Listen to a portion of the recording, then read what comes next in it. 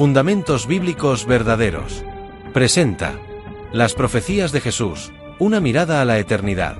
Acompáñanos a descubrir cómo será el futuro de la humanidad, mediante un análisis profundo de Mateo 24 y 25.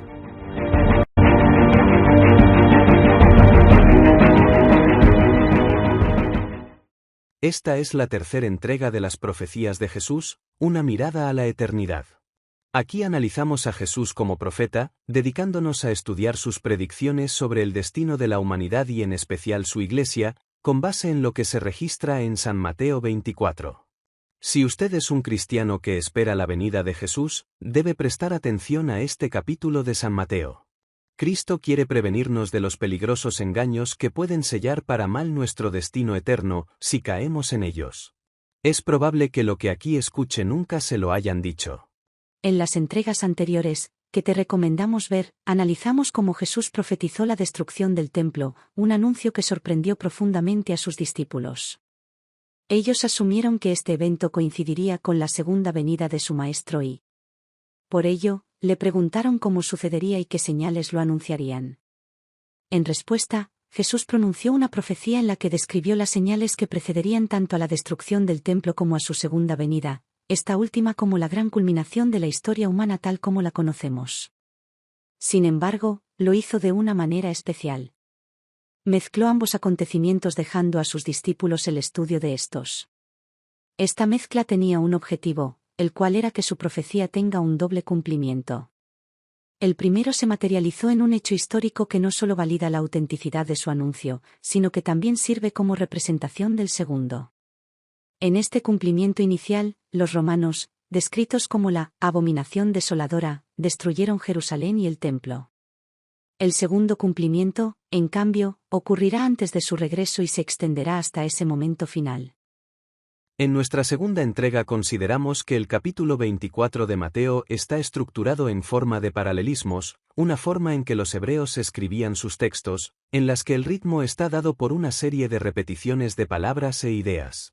La poesía hebrea no se basa en la rima como en nuestras lenguas modernas, sino en el paralelismo, un recurso en el que las ideas en una línea se relacionan con la siguiente. Repasamos los principales tipos de paralelismos y comenzamos a analizar el primero dentro del texto. Vimos que el paralelismo más empleado en estos textos es el sintético progresivo, que se organiza en torno a la repetición de palabras a las que se les añade información con cada repetición. Estudiar este capítulo con atención a los paralelismos nos permite descubrir significados que, de otro modo, pasarían desapercibidos.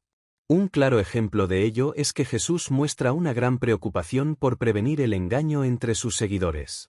Nos advierte contra falsos profetas y vicarios. Hoy lo invitamos a que nos siga en este estudio fascinante, en el que continuaremos desentrañando los misterios ocultos de San Mateo 24. Mediante el estudio de los paralelismos de este capítulo y los relatos que hacen Lucas y Marcos. Le aseguro que se sorprenderá. El texto clave de hoy es Juan 14, 29. Y ahora os lo he dicho antes que suceda, para que cuando suceda, creáis. Vea la diapositiva. Los textos que nos interesan hoy son los de San Mateo 24, 9 y 10. Previamente, como se registra en los versos anteriores, Cristo predijo: Y oiréis de guerras y rumores de guerras, mirad que no os turbéis, porque es necesario que todo esto acontezca, pero aún no es el fin. Porque se levantará nación contra nación, y reino contra reino, y habrá pestes, y hambres, y terremotos en diferentes lugares. Y todo esto será principio de dolores. Esto ya lo tratamos en la segunda entrega. A continuación están los textos que desarrollaremos hoy, los versos 9 y 10.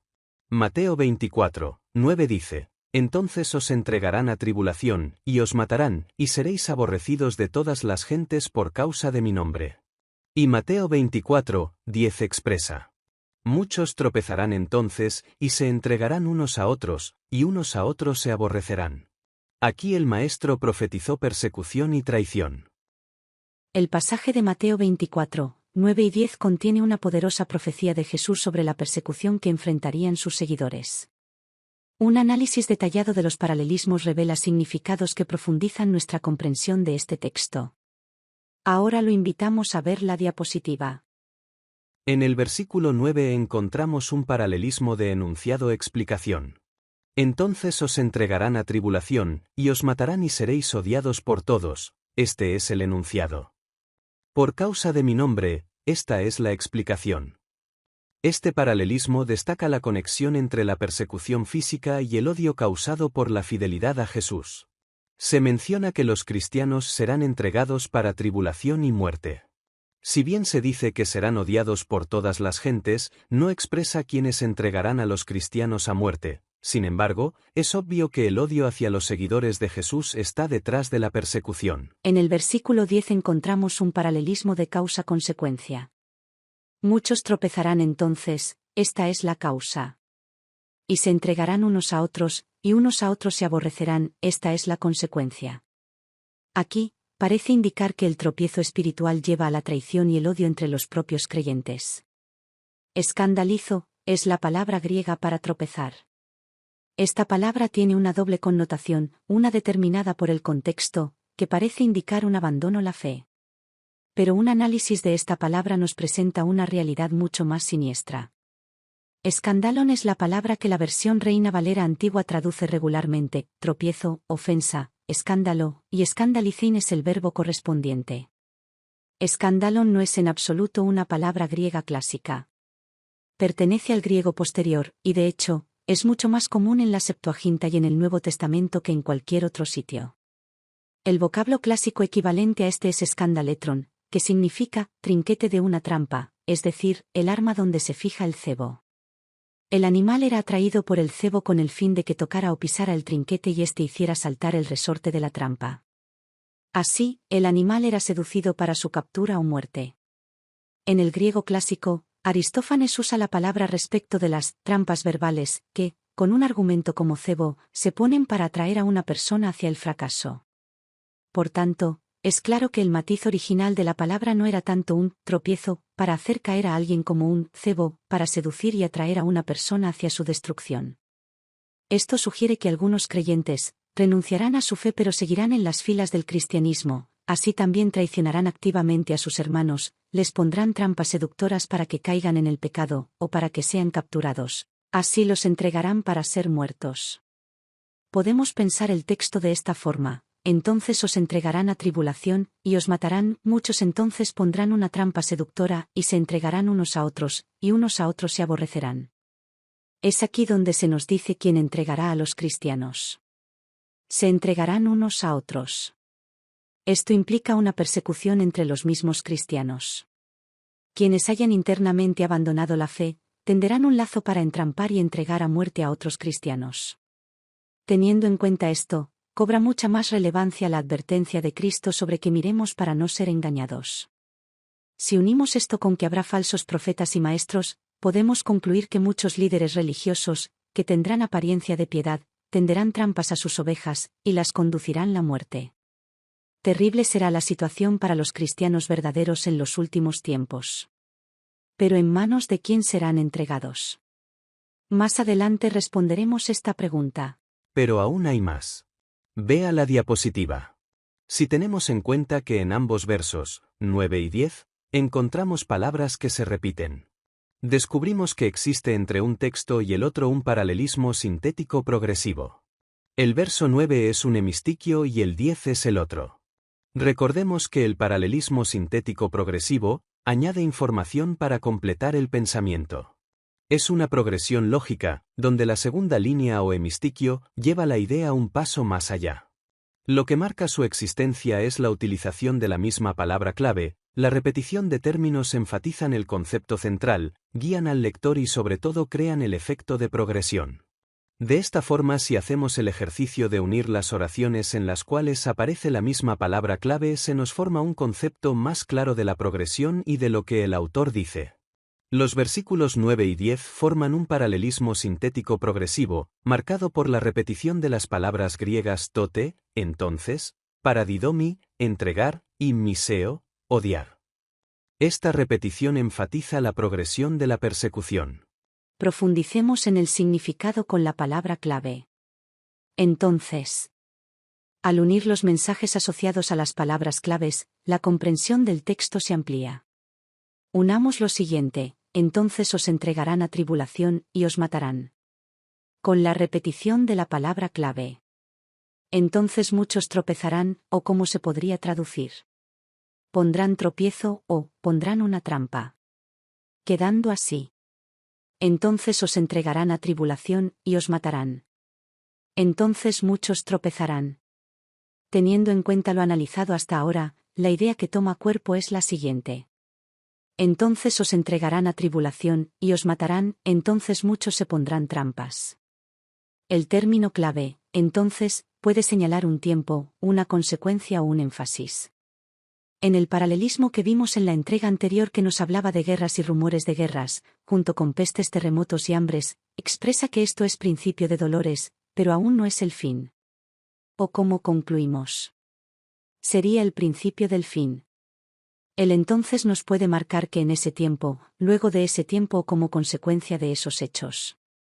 Yo creo que el entonces está haciendo referencia al cumplimiento escatológico de la profecía. El entonces revela que estos acontecimientos sucederán rápidamente, uno solapado con el otro. Evidentemente, señala la intensificación de las dificultades, habrá persecución y muerte para con el pueblo de Dios, pero también apostasía y traición entre las filas de la Iglesia. En el contexto de la profecía señala a un tiempo futuro. Ahora analicemos las repeticiones de la palabra paradidomi, entregar. Vea la diapositiva. Si observamos cómo se utiliza este término, encontramos lo siguiente. Os entregarán a tribulación y os matarán. Y unos a otros se entregarán. Al unir ambas expresiones, obtenemos una idea más completa. Os entregarán a tribulación y os matarán, y unos a otros se entregarán. La repetición de entregar revela que la persecución no solo provendrá de enemigos externos, sino que también habrá traición desde dentro de la comunidad cristiana. Os entregarán a tribulación y os matarán, y unos a otros se entregarán muestra claramente que habrá una traición interna en la que cristianos entregarán y asesinarán a otros cristianos. Esta entrega será tanto para tortura como para muerte. El Evangelio de Marcos refuerza esta idea. Marcos 13:12 Y el hermano entregará a la muerte al hermano, y el padre al hijo, y se levantarán los hijos contra los padres, y los matarán. Ahora unamos las repeticiones de la palabra clave, miseo, odiar. Vea la diapositiva. Seréis odiados por todos por causa de mi nombre. Con su repetición. Unos a otros se odiarán. Se forma lo siguiente, seréis odiados por todos por causa de mi nombre, unos a otros se odiarán. Odiar, revela que el odio será universal, dirigido hacia los fieles por causa del nombre de Jesús. Seréis odiados por todos por causa de mi nombre y unos a otros se odiarán, muestra que habrá odio total hacia los cristianos, todo significa todos, por lo que incluye también odio entre cristianos. Podemos deducir que estos cristianos son apóstatas, porque son los que han tropezado, es decir, abandonado la fe, pero también ponen trampas a sus hermanos. En definitiva, la persecución de aquellos que sean fieles seguidores de Cristo será universal, pero entre apóstatas también se perseguirán unos a otros. Ahora analicemos el cumplimiento de esta profecía. En primer lugar, encontramos un cumplimiento histórico evidente, la destrucción del templo. Sin embargo, Cristo no solo se refería a ese acontecimiento, su mirada profética abarcaba también lo que vivirían los cristianos a lo largo de los siglos hasta su segunda venida. Esta aplicación histórica trasciende a Jerusalén y a los romanos como protagonistas, pues ellos representaron una imagen a menor escala de lo que experimentará la humanidad. Y en especial su Iglesia, hasta el regreso de Cristo.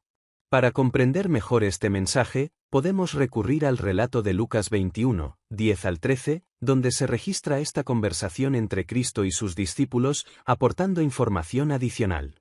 Allí se expresa lo siguiente. 10. Entonces les dijo, se levantará nación contra nación, y reino contra reino. 11. Y habrá grandes terremotos, y en diferentes lugares hambres y pestilencias, y habrá terror y grandes señales del cielo.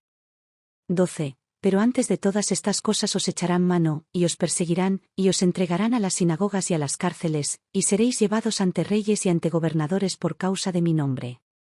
13. Y esto os será ocasión para dar testimonio. Aquí se nos dice que antes que vengan los terremotos, las hambrunas y las guerras, habrá persecución de los cristianos.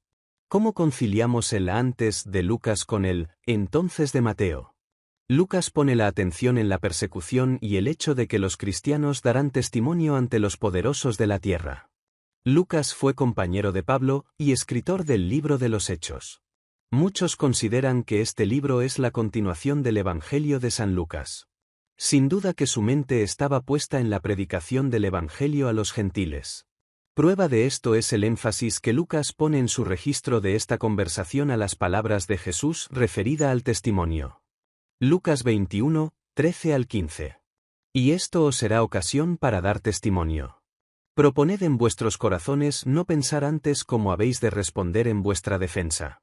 Porque yo os daré palabra y sabiduría, la cual no podrán resistir ni contradecir todos los que se opongan.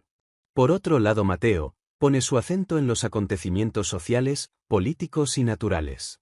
A él le preocupa más la destrucción del templo. Así es que con el antes, Lucas pone el acento en lo que sería el cumplimiento histórico, antes se refiere a tiempo pasado, mientras con el entonces, el acento está puesto en el cumplimiento escatológico, entonces, se refiere a algo que pasará en el futuro. En el marco de una profecía sobre el cumplimiento escatológico nos indica que estos sucesos estarán solapados y serán más rápidos. La pregunta que surge ahora es, ¿cuándo ocurrieron estas persecuciones? Para responder, es necesario identificar en qué momento se producirán estos desastres naturales y sociales, así como los eventos astronómicos aterradores que han ocurrido o que aún están por suceder. Solo entonces podremos deducir cuándo tuvieron o tendrán lugar dichas persecuciones. Es cierto que siempre ha habido terremotos, hambrunas, pestes y guerras. Sin embargo, surge una cuestión clave: ¿cuántas veces ha habido terror asociado a grandes señales en los cielos? Hasta donde sabemos, no es un fenómeno común. Esto sugiere que el pasaje hace referencia a un evento astronómico extraordinario, o algo fuera de lo habitual que provendrá del cielo que generará pánico. Es necesario resaltar que en la historia ya han acontecido este tipo de señales. El 19 de mayo de 1780, el sol se oscureció en forma sobrenatural. No fue un eclipse, ya que la luna llena había ocurrido el día anterior. A pesar de eso, hubo oscuridad sobre toda la porción noreste de los Estados Unidos desde las 11 de la mañana hasta las 11 de la noche. En esa ocasión, no solo se oscureció el sol, sino que la luna rehusó reflejar la luz del sol. Fue una oscuridad que impidió que el sol brillase sobre el disco de la luna. Y como lo expresó Noah Webster, muchos años después, no se ha asignado ninguna razón satisfactoria a esta oscuridad. Viator, 1785, nos relata cómo transcurrieron las horas siguientes en oscuridad. Alrededor de las 11 de la mañana la oscuridad era tal que exigió nuestra atención y nos llevó a hacer observaciones. A las 11:30 en una habitación con 3 ventanas, de 24 paneles cada una, abierta hacia el sureste y el sur, la letra grande no podía ser leída por personas con buenos ojos. A eso de las 12, estando aún abiertas las ventanas, una vela proyectaba una sombra tan bien definida en la pared, que los perfiles se tomaban con tanta facilidad como se hubiera podido hacer en la noche. La tercera de estas señales, la caída de las estrellas, se cumplió el 13 de noviembre de 1833. En esa noche, o más bien, desde 5 horas antes del amanecer de ese día, hubo una lluvia meteórica comparada por algunos con corrientes de fuego que caían del cielo, otros, con chispas de fuego que volaban de alguna gran escena de fuegos artificiales. Este fenómeno cubrió toda América del Norte, desde el Golfo de México hasta el sur de la bahía de Hudson por el norte, y desde las Islas Sandwich en el oeste hasta pocos centenares de millas de Liverpool en el este. Dondequiera fue observada, fue la misma lluvia continua de estrellas, cayendo en forma tan espesa como los copos en una tormenta de nieve. Así sabemos que fenómenos astronómicos fuera de lo habitual han tenido lugar. Pero estos son una muestra de lo que acontecerá en el futuro inmediato antes de la segunda venida de Cristo. El Señor dijo, según se registra en Marcos capítulo 13, verso 25, entonces verán al Hijo del Hombre, que vendrá en las nubes con gran poder y gloria. Nuevamente aparece la palabra entonces, que une estos hechos inseparablemente cercanos o al mismo tiempo que su regreso.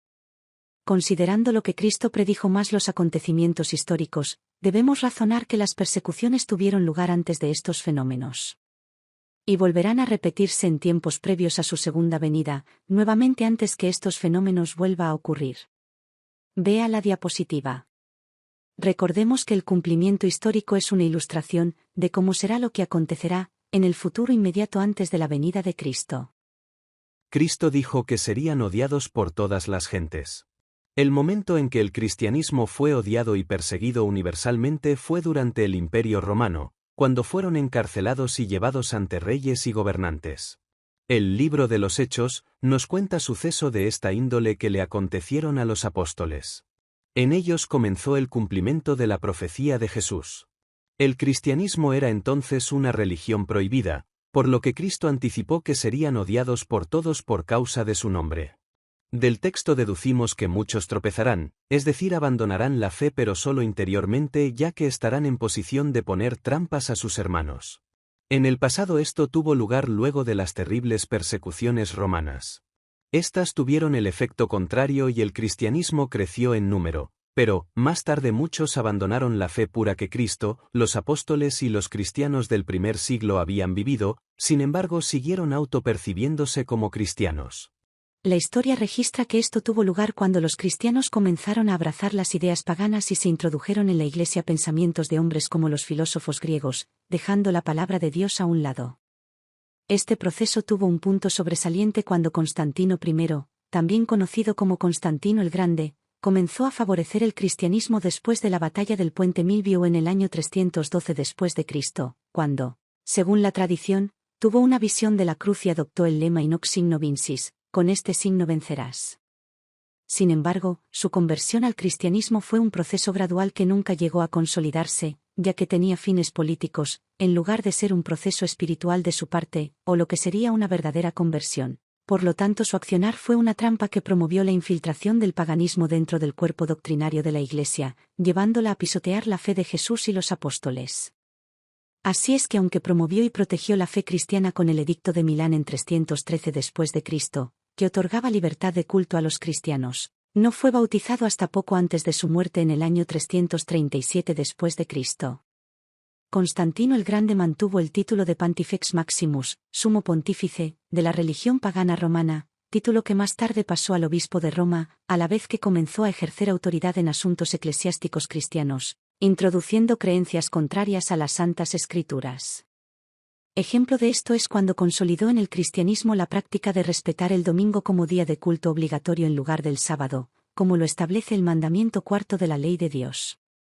El domingo o primer día de la semana era el día en que los paganos adoraban al dios Sol Invictus, cuyo culto era el oficial en el Imperio Romano.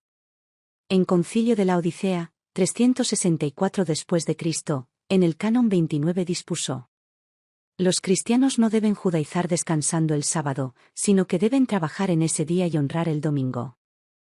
Aquí la Iglesia oficialmente prohibió la observancia del sábado y ordenó guardar solo el domingo, con lo que apostató abiertamente de la fe pura que Cristo mismo había respetado en su vida. Sin embargo, continuó llamándose Iglesia cristiana, y aunque pretendían seguir las enseñanzas de Cristo, su apostasía de la verdad era evidente. Más tarde surge el papado. Cristo dijo que unos a otros se perseguirían, que unos pondrían tropiezo, lazo o trampas a otros. El primer obispo de Roma en ser reconocido como líder supremo de la Iglesia fue León I en el 440 al 461 después de Cristo, también conocido como León Magno. En el año 445 después de Cristo, el emperador Valentiniano III emitió un decreto que reconocía la autoridad del obispo de Roma sobre los demás obispos. El papado comenzó a ejercer mayor poder político tras la caída del Imperio Romano en Occidente en el 476 después de Cristo. Posteriormente, el Papa Gregorio I. Entre los años 590 al 604 después de Cristo. Impulsó la conversión forzada de los herejes donatistas en África y promovió la represión de grupos disidentes. A partir del siglo XI, el papado intensificó la persecución de herejes y opositores políticos. Tal cual lo predijo Cristo, comenzó la lucha entre cristianos, unos a otros se persiguieron y unos a otros se traicionaron.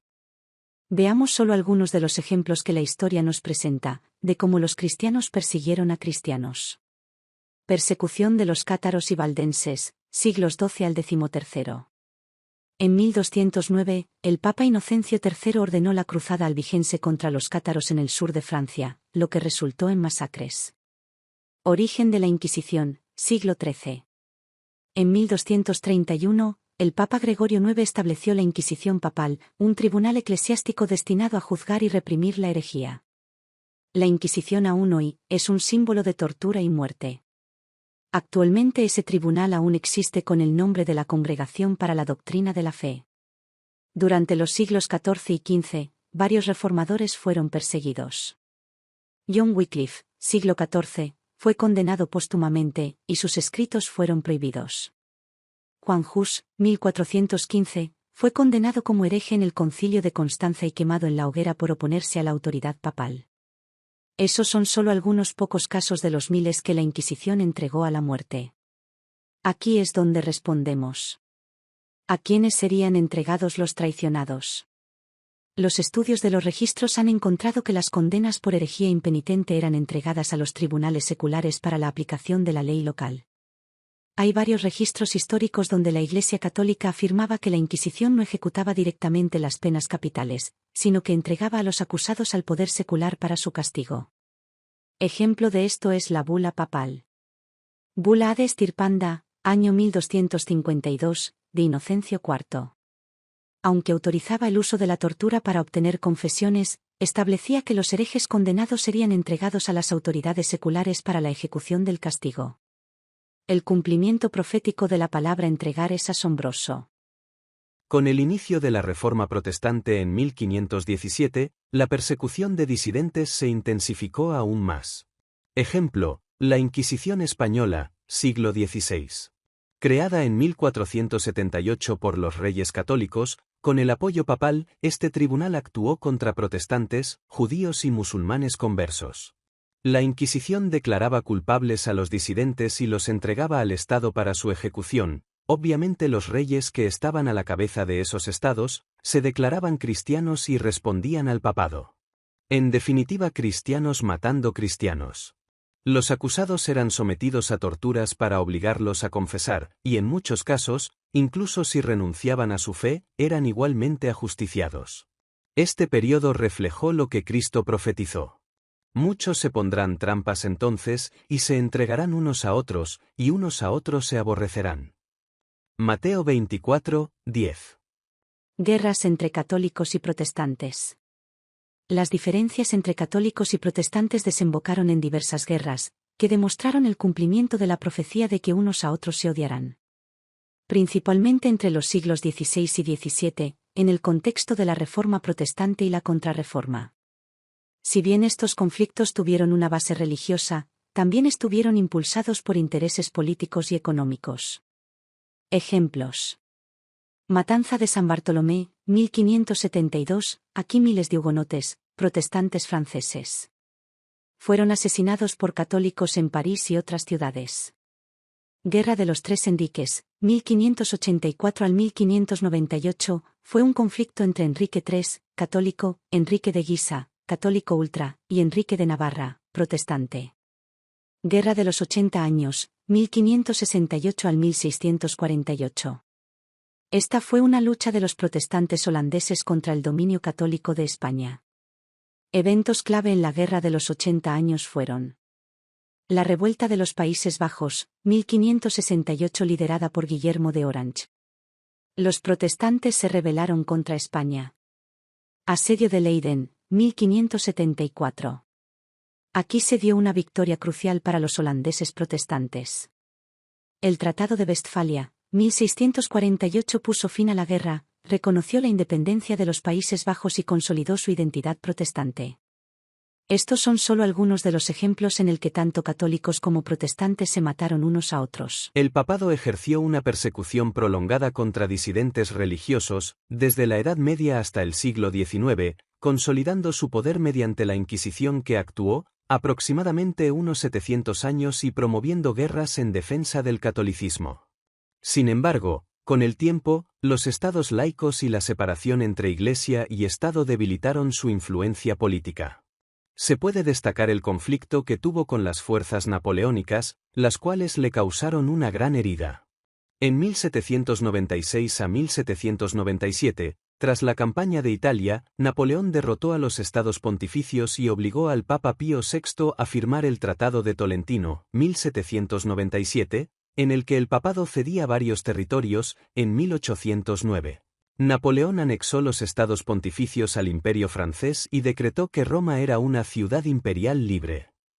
Como respuesta, el Papa Pío VII lo excomulgó, lo que llevó a Napoleón a apresarlo y mantenerlo cautivo hasta 1814. Más tarde, en 1871, Roma fue anexada al Reino de Italia y proclamada su capital, con lo que tiene lugar el fin de los estados pontificios, que habían existido desde el siglo VIII. Así históricamente se dio el odio mutuo entre cristianos, unos a otros se odiarán. Esto fue hasta que el papado comenzó a perder su poder, y los protestantes paulatinamente dejaron de verlo su enemigo. La profecía de Cristo, según lo registra Lucas, dice que luego de esto se levantará nación contra nación, y reino contra reino, y habrá grandes terremotos, y en diferentes lugares hambres y pestilencias, y habrá terror y grandes señales del cielo. A medida que el poder del papado como perseguidor comenzó a declinar en el siglo XVII, impulsado por el auge del pensamiento moderno y la creciente separación entre Iglesia y Estado, el conflicto religioso se fue apaciguando y las persecuciones y luchas motivadas por cuestiones religiosas cesaron en la cristiandad. Con la llegada de los estados laicos, inspirados en las reformas políticas de la Revolución Francesa y la modernidad, el papado perdió su poder secular, especialmente tras la confiscación de sus territorios por Napoleón. Mientras tanto, el protestantismo encontró en Estados Unidos de América una tierra fértil donde pudo florecer y expandirse, sin ser perseguido, dejando de lado su preocupación por su antiguo rival. A lo largo del siglo XX, la humanidad enfrentó eventos de una magnitud sin precedentes, como la pandemia de gripe española y las dos guerras mundiales, que, apoyadas en avances tecnológicos sin parangón, dejaron una profunda huella en la historia. Además de esto, entre ambas guerras tuvo lugar un acontecimiento muy peculiar. El 11 de febrero de 1929, se firma el Tratado de Letrán, donde se pone fin a las hostilidades entre la Iglesia Católica y el gobierno italiano. Se compensó a la Santa Sede por las pérdidas que sufrió en 1870. Reconoció la extraterritorialidad, la inmunidad fiscal de algunos palacios apostólicos, basílicas e institutos eclesiásticos y se establece la creación de la Ciudad del Vaticano. A partir de ese momento el papado comienza a recuperar protagonismo político. Señales en los cielos y el avance armamentístico. Jesús predijo que habría terror y grandes señales en el cielo. En el siglo XX, la aparición de la aviación y los misiles balísticos transformaron la naturaleza de los conflictos bélicos, otorgando al dominio del espacio aéreo un papel crucial en las estrategias militares. Se afirma que quien controla el aire tiene asegurada la victoria en la batalla. La amenaza nuclear y fenómenos inexplicables. La invención de las armas nucleares condujo a la Guerra Fría, una era marcada por la tensión y el temor a una destrucción mutua asegurada. Paralelamente, surgieron informes sobre objetos voladores no identificados, ovnis, ahora denominados fenómenos anómalos no identificados, UAP, que captaron la atención pública y generaron debates sobre su origen y significado. Riesgos cósmicos y advertencias científicas. Científicos han alertado sobre la posibilidad de que un asteroide impacte la Tierra, evento que tendría consecuencias devastadoras. Esta amenaza cósmica añade una dimensión más a las señales en el cielo mencionadas en las profecías bíblicas. Catástrofes naturales en el siglo XXI. El siglo XXI ha sido testigo de desastres naturales de gran envergadura. Ejemplos notables incluyen: terremoto y tsunami en el Océano Índico, 2004. Un sismo de magnitud 9.1, frente a las costas de Sumatra provocó un tsunami que causó más de 230.000 muertes en múltiples países del sudeste asiático. Terremoto en Haití, 2010. Un movimiento telúrico de magnitud 7.0 devastó Puerto Príncipe, resultando en más de 200.000 fallecidos y dejando a 1.5 millones de personas sin hogar. Terremoto y tsunami en Japón, 2011. Un sismo de magnitud 9.1, generó olas gigantescas que causaron aproximadamente 18.500 muertes y desencadenaron el desastre nuclear de Fukushima. Terremoto en Nepal, 2015. Un terremoto de magnitud 7.8, provocó cerca de 9.000 muertes y destruyó extensas áreas de Katmandú y regiones circundantes. Terremoto en Myanmar y Tailandia, 2025. Un reciente sismo de magnitud 7.7 causó más de 1.600 muertes y miles de heridos, con daños significativos en infraestructuras y comunidades afectadas. Hambrunas, aquí mencionaré solo algunas de las más terribles. A lo largo de la historia, la humanidad ha enfrentado diversas hambrunas que han causado pérdidas humanas significativas. A continuación, se enumeran algunas de las más devastadoras. La Gran Hambruna China, 1958 a 1962, considerada la más mortífera, ocurrió durante el Gran Salto Adelante impulsado por Mao Zedong, resultando en la muerte de entre 15 y 55 millones de personas debido a políticas agrícolas fallidas y desastres naturales. La hambruna de Chalisa, 1783, afectó al norte de la India debido a una sequía severa, causando la muerte de aproximadamente 11 millones de personas. La hambruna soviética, 1932 a 1933, conocida como el Holodomor en Ucrania, resultó de la colectivización forzada de la agricultura bajo Joseph Stalin, provocando la muerte de alrededor de 10 millones de personas. Estos eventos subrayan la vulnerabilidad de la humanidad ante las fuerzas de la naturaleza y refuerzan la relevancia de las advertencias proféticas sobre tiempos de tribulación y señales en los cielos. Estimado oyente, observe la diapositiva. A lo largo de la historia, observamos una secuencia inquietante: persecución de los cristianos, seguida de apostasía, conflictos internos en el cristianismo, guerras, disturbios, rumores de guerra, hambres, pestes, terremotos, terror y grandes señales en los cielos. Esta sucesión de eventos refleja con precisión las profecías bíblicas. Sin embargo, Cristo advirtió que todo esto será solo el comienzo de los dolores, Mateo 24, 8. Es fundamental comprender que esta profecía posee un doble cumplimiento. El primero se manifestó históricamente desde la destrucción del templo y la ciudad de Jerusalén hasta tiempos más recientes. El segundo, de naturaleza escatológica, ocurrirá inmediatamente antes de la segunda venida de Cristo, sirviendo como señales del fin de los tiempos. Recordemos que esta profecía fue pronunciada en respuesta a la pregunta de los discípulos sobre las señales que anticiparían la destrucción del templo, el fin de la era y la segunda venida de Jesús, Mateo 24, 3. Si bien ya hemos sido testigos de su cumplimiento histórico, aún aguardamos su realización final como indicativo de su retorno. Así, es razonable anticipar que un nuevo ciclo de eventos se desarrolle, culminando en la gloriosa segunda venida de nuestro Señor. ¿El ciclo ha comenzado nuevamente? Persecución hacia los cristianos, apostasía, conflictos internos en el cristianismo, guerras, disturbios, rumores de guerra, hambres, pestes, terremotos, terror y grandes señales en los cielos. Como hemos indicado repetidamente, esta profecía tiene un doble cumplimiento. El cumplimiento histórico es una prefiguración de lo que acontecerá inmediatamente antes de la segunda venida de Jesús. Si ocurrió en el pasado, en el futuro la historia se repetirá. Desde hace tiempo, el cristianismo está bajo ataque. Desde que el evolucionismo cuestionó a Dios como creador, pasando por el surgimiento del socialismo ateo, hasta la actualidad, donde el wokismo ha socavado la moral cristiana, marginando sus valores en favor de ideologías que contradicen abiertamente las enseñanzas de las Escrituras. Por otro lado, en varios países se han registrado asesinatos de cristianos y la quema de iglesias. Europa se ha convertido en refugio de más de 25 millones de personas que practican el Islam, y entre ellos hay islamistas radicales dispuestos a hacer del continente parte del reino de Mahoma. Es posible que en algún momento estalle un conflicto bélico cuya motivación sea el anticristianismo. En definitiva, a este fenómeno le seguirá una gran apostasía cristiana, la cual ya tiene sentadas sus bases. No solo porque muchos cristianos han continuado contaminando su fe con creencias chamánicas y de otras religiones paganas, sino también porque muchas iglesias cuestionan la ley de Dios, norma a la que Cristo se sometió y ejemplo nos dejó. Sobre nuestro deber de cumplirla, por medio de su gracia poderosa.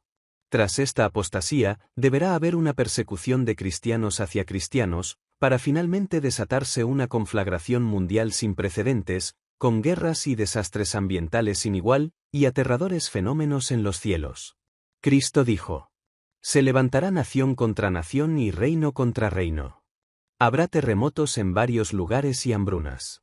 Estos son el comienzo de los dolores de parto. Marcos 13, 7 al 8.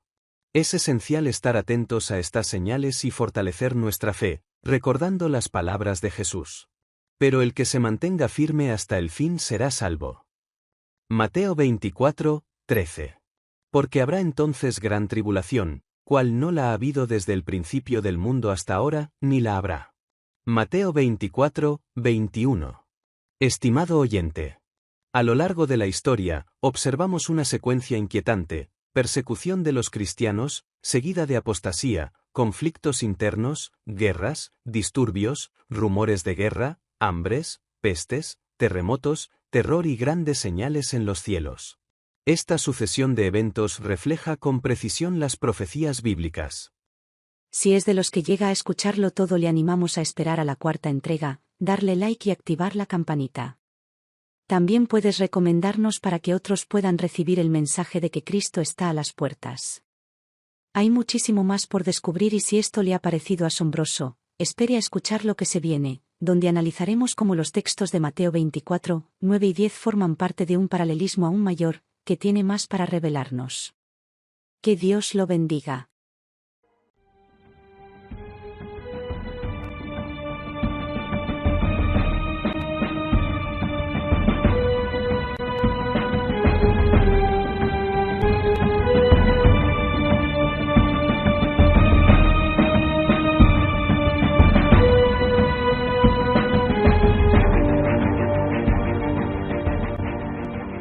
Esto fue Las Profecías de Jesús, una mirada a la eternidad. Gracias por acompañarnos en este recorrido a través de las profecías de Jesucristo, un mensaje lleno de esperanza y verdad que sigue iluminando nuestras vidas hoy. Esperamos que este tiempo haya sido enriquecedor y que las palabras del Señor hayan tocado tu corazón. Te invitamos a sintonizarnos en nuestra próxima entrega, donde continuaremos explorando las profundas enseñanzas de Jesús sobre el futuro y el cumplimiento de los planes divinos. No te lo pierdas, juntos seguiremos descubriendo el propósito eterno que Dios tiene para nosotros. Hasta entonces, que la paz y la bendición del Señor te acompañen siempre. Nos encontramos pronto.